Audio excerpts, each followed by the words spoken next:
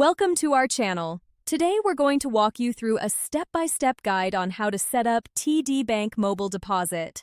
It's a convenient way to deposit checks right from your smartphone without having to visit a bank branch. Let's get started. The first step is to log in to your TD Bank mobile banking app on your smartphone. If you don't have the app already, you can download it from the App Store or Google Play Store. Once you're logged in, look for the Deposit option in the menu. Next, select Deposit a check to begin the deposit process. You will be prompted to take a picture of the front and back of the check you want to deposit. Make sure the check is endorsed with your signature before taking the photos. After you've taken clear photos of the front and back of the check, enter the check amount in the designated field. Double-check the amount to ensure accuracy before proceeding to the next step.